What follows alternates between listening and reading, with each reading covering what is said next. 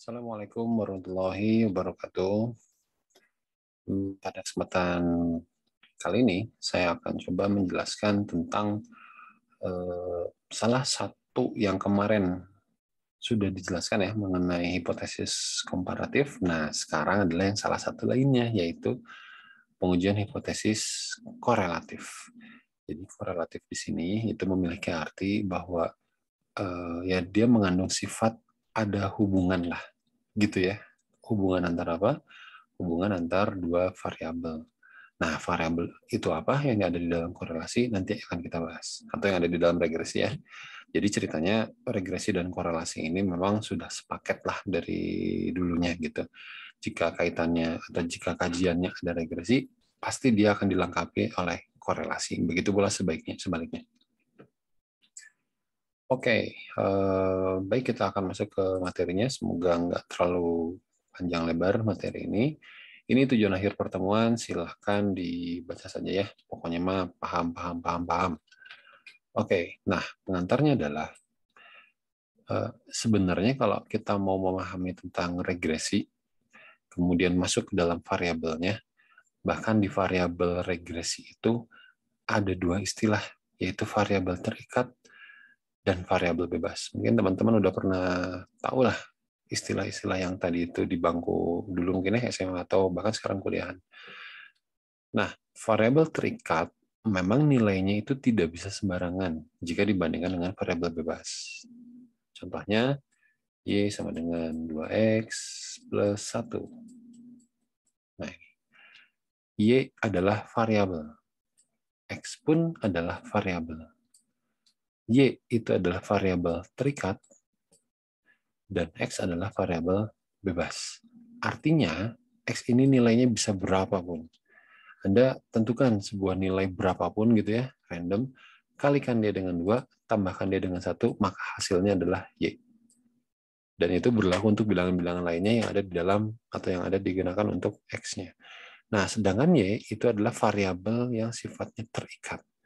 Arti terikat di sini adalah nilainya tidak sembarangan dan dia itu dipengaruhi oleh besar atau kecilnya nilai X. Kalau memang ini misalkan persamaannya, kemudian saya mencari X sama dengan 1, maka Y-nya adalah 2, X, kebetulan X-nya adalah 1, ditambahkan dengan 1. Hasilnya adalah 3. Jadi saat X1, Y-nya 3. Saat X-nya 2, maka Y-nya adalah 5. Gitu. Saat X-nya 3, atau saat X-nya 10 lah ya, 10, maka Y-nya adalah 21. Jadi, dia dimasukin nilai X-nya itu ke dalam persamaan ini, kurang lebih. Gitu. Oke, nah itu cerita tentang variabel terikat sama variabel bebas. Gitu. Oke, nah sekarang kalau kita mau masuk ke dalam contoh kasus yang paling kita bisa dekati aja ya dari kehidupan sehari-hari. Pertama, ini ada contohnya yaitu curah hujan dan produksi padi.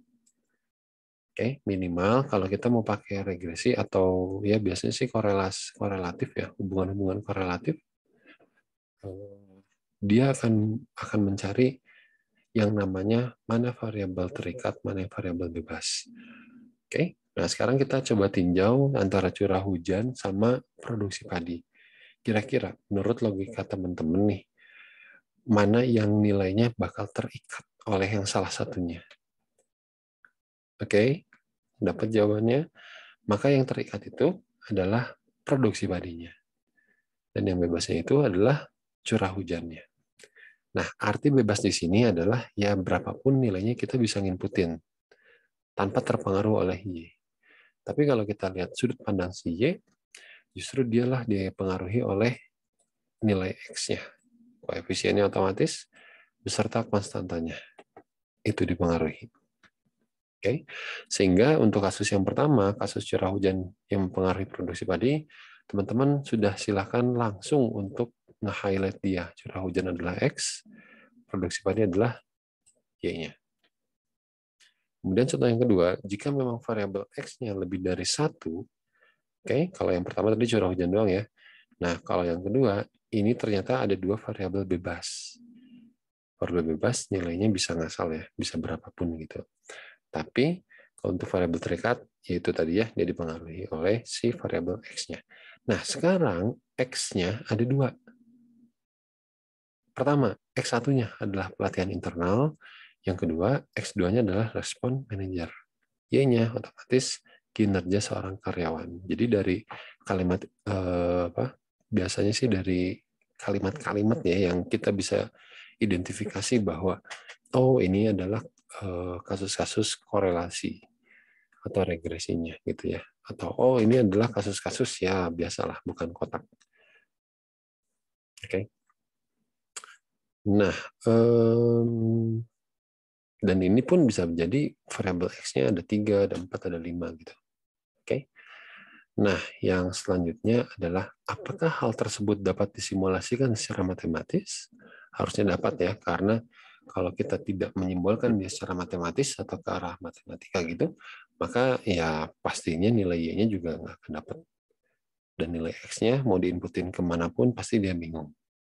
Gitu. Oke, jadi di introduction ini saya harapkan teman-teman kebayang kasus-kasus yang sifatnya korelatif itu yang seperti apa. Oke, jadi ya inilah yang paling gampang itu curah hujan sama produksi padi. Siapa mempengaruhi siapa? Gitu. Oke, kita lanjut. Nah, model regresi yang nantinya akan kita cari itu kurang lebih dia menggambarkan scatter plot atau plotting titik yang didapat dari data berpasangan X, Y. Ininya X, ininya Y, dan seterusnya. Nah, jenis grafik yang seperti ini adalah linear dan dia positif. Positif ini artinya semakin besar nilai X, maka nilai Y pun semakin besar, sama. Itu artinya positif. Sedangkan linear, ya dia mendekatinya hasil dari plotting titik-titik yang menjadi observasi penelitian, misalkan tadi ya curah hujan dan produksi padi. Nah, itu masuk ke sini. Dan ini dapat gitu semua titik-titiknya. Oke. Nah, yang di tengah ini adalah garis regresinya. Makanya nanti dia akan ada persamaan regresinya. Gitu. Oke, tapi di sini teman-teman nggak usah bingung. Ini cuma menunjukin tentang data positif di komplek. Ya, komplekan sini lah. Aduh. Oke, itu data positifnya. Jadi semakin X-nya gede, maka Y-nya semakin besar juga. Nah, berbeda dengan linear dan dia negatif. Semakin besar nilai X, maka nilai Y pun akan semakin kecil. Nah, itu artinya berbanding terbalik atau nilainya negatif. Gitu. Oke, kemudian ada juga yang sifatnya kuadratik. Nah, kalau ini dia tidak ada arah lah. Model regresi merupakan pemodelan matematis untuk kasus variabel sebab akibat, gitu ya tadi. Variabel sebab akibat dapat dikatakan variabel sebab dapat dikatakan variabel bebas, di mana nilainya berasal dari range negatif tak hingga sampai positif tak hingga. Sedangkan variabel akibat itu adalah dapat dikatakan sebagai variabel terikat, di mana nilainya dipengaruhi oleh variabel bebas. Oke, mungkin untuk kalimat ini semoga dapat dimengerti ya. Nah, kalau ngelihat ke terminologinya, bahwa regresi linear sederhana itu adalah yang dia menggunakan hanya satu variabel bebas saja dan satu variabel terikat. Sedangkan yang bagian bawah, regresi linear berganda, khusus untuk variabel bebasnya, itu lebih dari satu. Oke, jadi itu kategorinya adalah regresi linear berganda. Oke. Nah, ini untuk rumus regresi linear yang sederhananya, yang satu variabel bebas dan satu variabel terikat seperti ini. Dan sedangkan yang berganda itu modelnya kayak gini lah, kurang lebih. Oke, tapi kita nggak akan cari yang berganda. Kita cari dulu yang RLS, regresi linear sederhana. Nah, sebenarnya dalam regresi itu kita sedang mencari nilai A dan nilai B-nya. Gitu. Jadi nanti ketika ketahuan A-nya berapa, Anda tinggal masukin aja Y sama dengan, nah berapa A-nya? Misalkan 0,15 gitu ya. Ditambah B-nya berapa? Misalkan B-nya setelah dihitung-hitung, didapatlah 0,03 X. Nah, gitu ya. Jadi ini adalah B, ini adalah A-nya. Ini teman-teman tinggal lihat ke sini. Yang ini silahkan tinggal lihat ke sini. Nah, gitu B-nya. Oke. Ya, ini udah masuk persen korelasi. Nah, misalkan kita tinjau data Excel yang model seperti ini. Nah, ini dia. Jadi ceritanya, pura-puranya saya coba untuk merekam data setiap bulan, satu kali gitu ya, satu kali pengambilan untuk setiap bulan, sampai selama setahun. Yang diambil oleh saya adalah berapa curah hujan rata-ratanya, kemudian berapa produksi di bulan pertama tersebut. Oke, nah selanjutnya kita ingin mencari model matematika dari persamaan regresi yang datanya seperti ini gitu. Oke. Oke, kita coba telah dulu si fungsi regresinya atau untuk mencari nilai A-nya ya. Nah, untuk mencari nilai A berarti dia butuh jumlah dari YI. Oke. Kemudian dia juga mencari jumlah dari X dikali atau dikuadratkan dulu. Hati-hati teman-teman bahwa nilai ini sama nilai yang ini tuh beda. Beda banget. Kalau yang ini, dia dikalikan dulu, baru dia dijumlahkan. Tapi kalau yang ini, dia dijumlahkan dulu ya, baru dia dipangkatkan gitu, atau dikali. Nah, seperti itu. Cari nilai konstantanya, A-nya, kemudian cari nilai koefisiennya B-nya. Oke, kita bareng-bareng saja ya, di Excel. Nah, intinya dia butuh jumlah Y, jumlah X kuadrat, jumlah X sudah ada ya, sama jumlah XY. Makanya kita coba produce XY-nya, kemudian X kuadratnya. Nah, ini dia. Nah, XY-nya berarti dia dapatnya ini dikali ini. Kemudian kuadratnya adalah power dari ini. Oke, kita kejar ke bawah. Nah, jumlah. Jadi, sigma itu dia mempunyai arti jumlah. Jumlah YI gitu ya. Nah, ini. Oke, ini saya jumlahkan. Saya pijitnya Alt, kemudian tanda sama dengan. Ini saya kopikan saja. Terus, oke, jadi ini adalah sigma-sigmanya. Nah, sekarang masuk ke rumus. Kalau saya lebih enak perhitungan yang seperti ini tuh dibagi-bagi saja. Jadi misalkan ini tuh adalah atas gitu ya, atas. Ini adalah bawah. Hasilnya sih nanti atas dibagi bawah.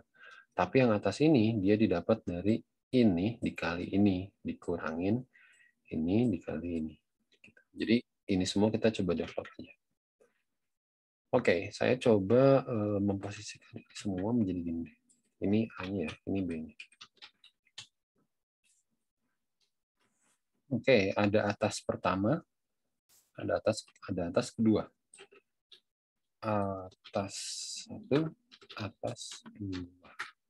Kemudian ada bawah satu ya, ada bawah dua.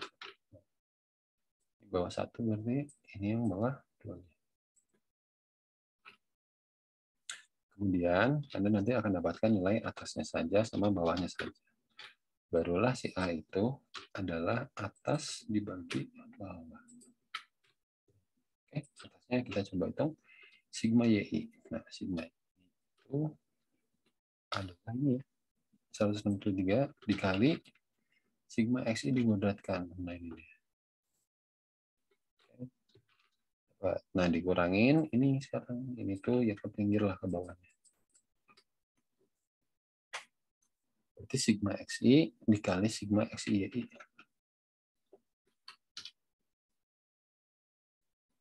Nah, ini berarti nanti dikali oleh XI YI. Nah, ini dia. Kemudian bawahnya juga. N-nya adalah 12, banyaknya ya. Banyaknya 12 dikali sigma XI dikuadratkan. Nah, ini. Oke, Oke, untuk bagian bawah 2, yaitu sebelah sini ya. Berarti ini itu adalah nilai X, jumlah X, yang dia itu dikuadratkan. Nah, oke, kemudian atas dikurangi di atas itu berarti atas 1 dikurangi atas 2. Bawah adalah bawah 1 dikurangi bawah 2. Oke, kemudian didapatlah nilainya adalah 14,77. Nah, oke, silakan nomor B atau silakan koefisien yang B juga dicari ya. Oke, cara yang sama masih atas 1, atas 2, bawah 1. Nah, kopi lah. Oke, atas 1 adalah N dikali sigma XY. N-nya adalah 12. 12 dikali sigma XY. Nah, ini dia. Ya, benar ya. Kemudian nanti dikurangi yang bagian atas kedua. Nah, yang ini dia. Sigma X dikali sigma Y. Berarti ini dikalikan dengan bawahnya ini ya, N kali X. Ini berarti 12 dikali X. Oke, XI. Oke, bawah 1 ya, bawah 1. Ya, XI. Terus kemudian bawah 2-nya adalah sigma X dikuadratkan. Jadi nilai dari sini, kemudian nanti dia kuadratkan.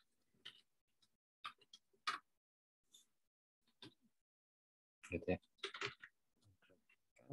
Oke, kemudian atas adalah atas 1 dikurangi atas 2.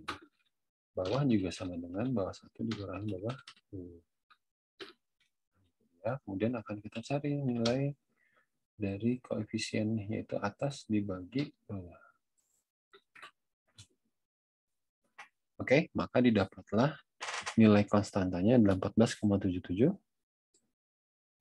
Kemudian nilai koefisien B-nya itu didapat 0,67. Oke, nah sehingga kalau di regresi kita butuh bikin persamaan dari informasi yang ini tadi yang kita cari.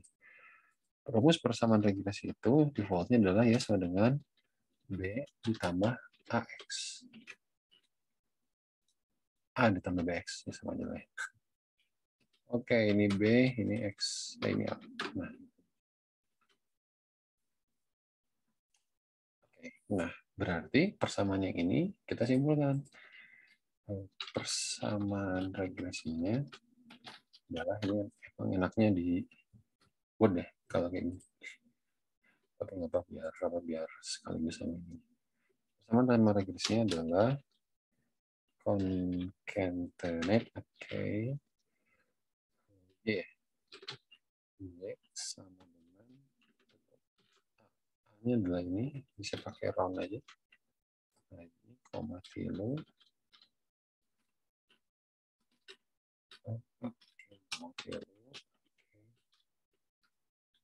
Kemudian tambah ya. Tambah. Kemudian nanti ada B. Dan kemudian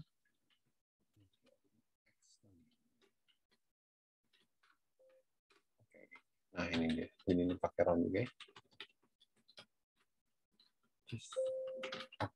Nah ini dia. Oh enggak ada. Nah ini dia. Oke, jadi persamaan regresinya tuh ini yang kita dapatkan tadi ini. Ini pasti kalau apa teman-teman ngerandom sendiri pasti beda ya nilainya. Ini saya didapatkan dari hasil random. Range between dari apa ya? 0 sampai 3 lah ya. 3. Dikali red. Ya, gitu. Pasti bakal beda-beda sih, tapi nggak masalah. Asal semuanya udah oke, udah sama caranya. Oke, sudah regresi, sudah beres. Nah, sekarang apa yang kita lakukan dengan regresi ini? Sebenarnya, kalau memang nantinya ngomongin tentang decision support system, maka kita bisa mengetahui berapa nilai Y-nya jika X-nya berapa. Kalau yang ini, misalkan curah hujannya adalah 2,1, gitu ya. Ini adalah X-nya. Nah, berarti untuk ke sini adalah ini harus dikunci.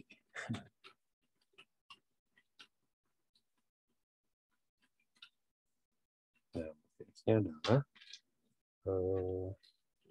336 ditambah 0,475 dikali 2,1 ya sebagai X-nya. Nah, itu dia. Oke, berarti ini adalah nilai Y-nya. 14336. Oh, 1 koma ya. 1 koma. Nah, ini dia. 15. Oke, kalau X-nya adalah 3,4 ya. Ini sama ya, tinggal ganti aja kan nilai. Nah, ya, berarti ininya 3,4.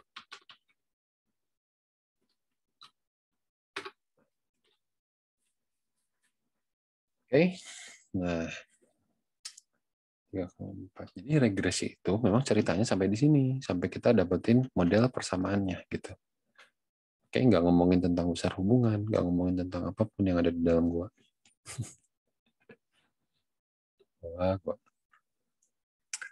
Ya, apa ya? Oke, sampai sini aja. Paling yang regresi ya. Regresi sampai sini saja. Terus nanti paling challenge-nya adalah menentukan nilai persamaannya. Jadi intinya teman-teman itu boleh pakai Excel dalam melakukan perhitungannya di sini seperti ini gitu ya. Tapi ya nggak apa-apa nih. Maksudnya nggak usah di-code gitu. Nah, sekarang masuk ke kajian tentang korelasi. Jadi sebenarnya korelasi ini simpel banget. Kalau regresi itu digunakan untuk mencari model hubungan matematisnya, kalau dikorelasi ini adalah mencari besar atau kekuatan hubungannya sama kutubnya juga. Oke, jadi kekuatannya. Nah, korelasi itu dilambangkannya dengan nilai R dan nilainya itu berkisar dari -1 sampai 1. Oke, nah ini adalah ada klasifikasi utama dari korelasi. Jadi misalkan kalau saya nanti dapatkan nilai R-nya adalah 0,24 ya, R 0,24, yang Anda lihat adalah pertama Anda tentukan kutubnya dulu. Oh, kutubnya adalah positif.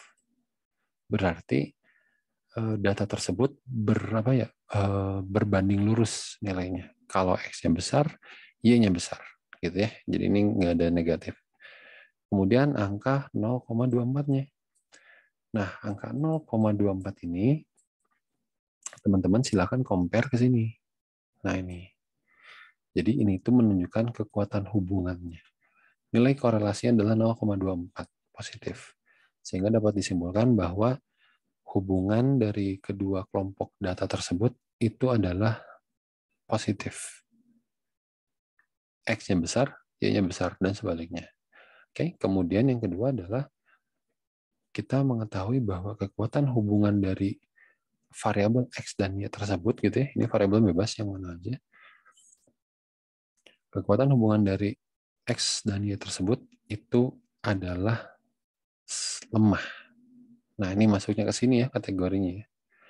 Dia positif, tapi kekuatan hubungannya lemah. Gitu. Oke, di sini dilihat korelasi negatif, berbanding terbalik, ini lurus. Nah, gitu. Kalau teman-teman nanti jumpain R-nya adalah negatif 0,17, berarti yang bisa Anda ceritakan di sini adalah satu, kutubnya negatif. Yang kedua, ini adalah value-nya atau nilainya, atau nanti kekuatan hubungannya. Berarti kekuatannya adalah 0,17 sangat lemah. Gitu. Tapi dia positif. Gitu. Oke. Nah, yang kedua, satu lagi, ini terakhir ya. Ya, kedua, satu lagi adalah koefisien determinasi. Jadi ini adalah nilai korelasi yang dikuadratkan. Oke, nanti kita akan cobalah beberapa contoh. kasus mau yang minggu ini atau yang minggu depan tentang penelitiannya. Gitu, oke. Nah ini kalau mau ngitung rumus nyari R-nya ya seperti ini tadi. Gitu. Tapi kalau di Excel sebenarnya ada rumus yang cepat yaitu korel. Nah, korelasi. Array-nya ini sama array-nya dapat ini. Nah ini dia. Ini adalah nilai korelasinya atau R-nya. Gitu. Itu nilai R. Loh, kok gini? Gitu. Ini nilai R-nya. Nah, artinya berarti kutubnya adalah negatif. Kemudian kekuatannya adalah sangat lemah. Gitu ya. 0,11 ada di sini. Nah, ini dia. Sangat lemah. Tapi dia negatif ya. Dan dia negatif. Artinya kalau X yang ini besar, semakin besar maka Y-nya pun akan semakin kecil gitu. Kurang lebih kayak gitu. Oke, ya mungkin itu aja teman-teman yang bisa saya sampaikan mengenai regresi dan korelasi. Kesimpulannya adalah kalau kalau ada kasus hubungan yang komparatif gitu ya, kasusnya seperti tadi lah contohnya, misalkan curah hujan dan produksi padi, ataupun ya lama waktu belajar lama waktu belajar dengan IPK misalkan. Berarti IPK variabel terikatnya, sedangkan lama waktu belajar itu variabel bebas. Nah, bisa seperti itu juga. Oke, nanti carinya ya gini. Ya kalau mau ngejabarin sih yang seperti tadi ya, XY, X kuadrat, itu nanti yang dicarinya XY udah ada ya. Ini berarti ini dikali ini, itu untuk bagian atasnya. Kemudian ini dikuadratin udah ada. Ini juga sebenarnya tinggal dicari gampang. Oke. Jadi ya nyari nilai R-nya kayak gini. Boleh kalau mau pakai Excel, ya paling pakai rumusnya adalah Corel. Atau rumus yang lainnya adalah Pearson. Pearson dari ini sama. Nah, gitu ya. Masih sama ya nilainya. Yang ini Corel, yang ini adalah Pearson. Gitu. Ya, jadi regresi digunakan untuk mencari model hubungan matematikanya.